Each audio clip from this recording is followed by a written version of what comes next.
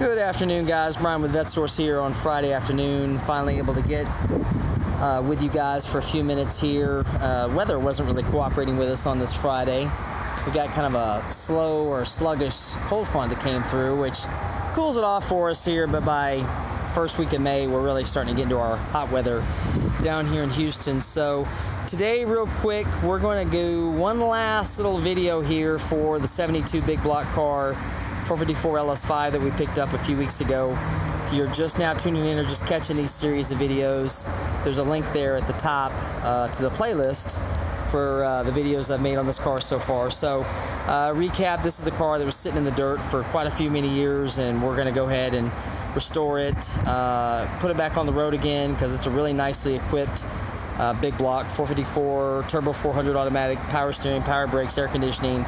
A lot of actually cool features. In fact, I think this has every option you could get that I can see, except for the power windows and deluxe interior, which you can't get with the red interior. This is a red car, which makes it pretty unusual for Corvettes. So last video, what I did was kind of organized and looked at all the extra parts that were here that were taken off the car by the high school shop class that had initially started the restoration on this.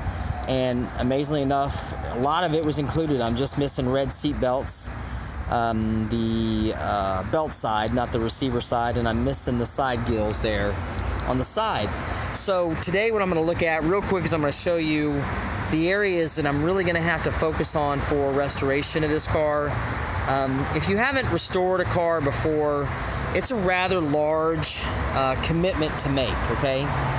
There's a lot of great car channels on YouTube where they do some really casual repairs, or they get into the weeds on some of them, but to document a car fully from start to finish of a, as I drop my phone, of a restoration is kind of a difficult challenge. And I'm going to attempt this with you guys just to show you what it takes, especially in a Corvette.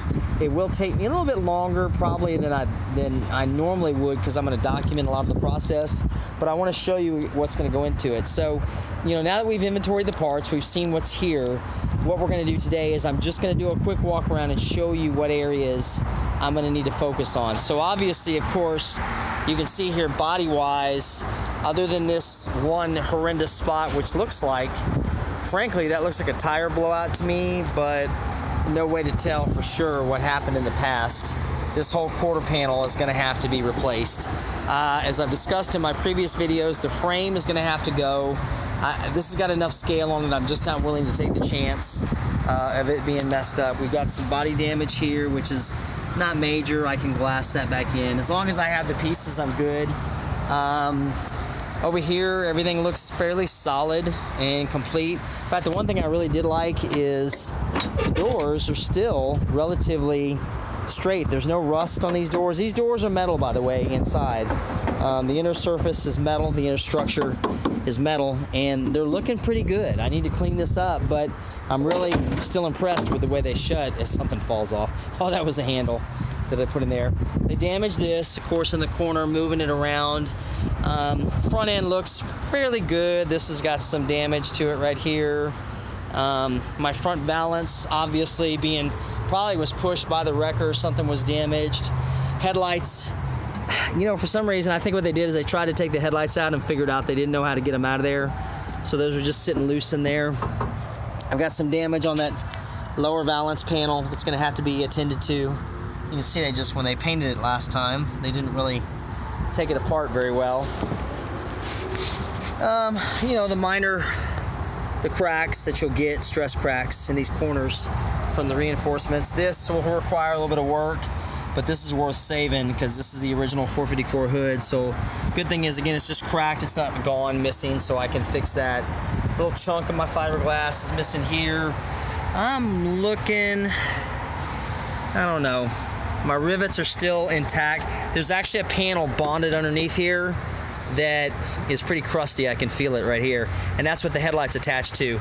And the rivets don't feel horrible in it, so we'll look at it closer once I take it apart.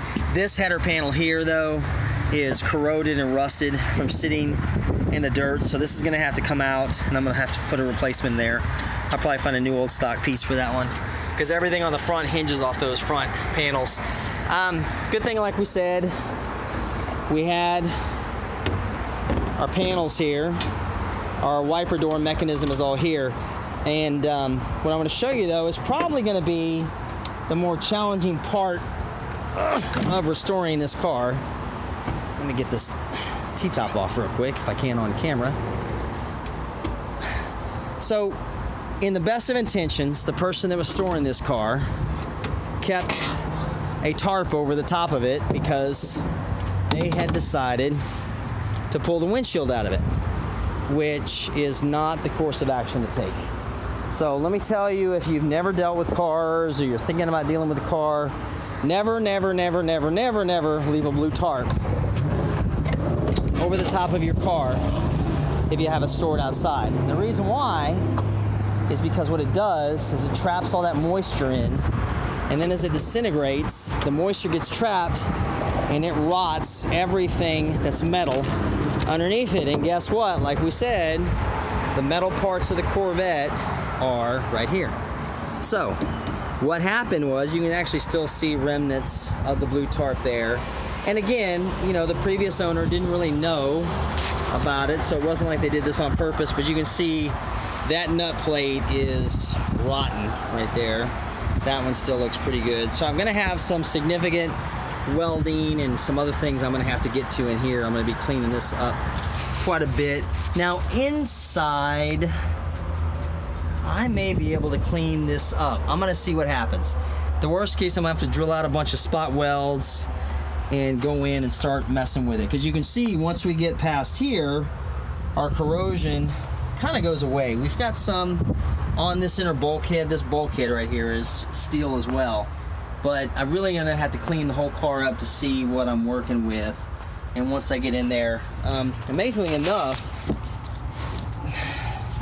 our side lower A-pillars are still pretty intact. Even this has got some surface corrosion on it, but it's not that bad. The head of the bolt on the body mount, you can still see. Now, that doesn't look perfect in there, but it doesn't look so horrible that leaves me quaking with fear. These are all actually still solid, and this is where that fiberglass firewall attaches and bonds to the steel structure. This is what they call the bird cage on a Corvette. So, the biggest area of concern for me is gonna be right here where I'm sticking my finger. And you can see I can actually get my finger through there. Now, what this is the fiberglass panel. This is the cowl, the firewall that bonds to the steel structure right here, okay? So what happens with Corvettes over time is, from the factory, what they do is they bond this piece. Let's see if I can get this in an angle you guys can see. They bond this piece to the steel structure here, and this is where the fiberglass starts. And then what they do is they rivet it to that section. See that rivet right there? So it's bonded and then riveted. Well, over time, this has a tendency to come loose, and you can see what happened here. This just came all the way loose. So if I went out, let's just say I threw this car back together again and decided I was gonna drive it, this would be like pouring water straight into the interior every time I drove it outside when it was wet. You can see from here, let's see, so I can show you. Can't really see my fingers through there, but trust me, there's a gap big enough I can see through visually. Now also here, this has, and again, this is blue tarp damage. This is rust of this upper section right here.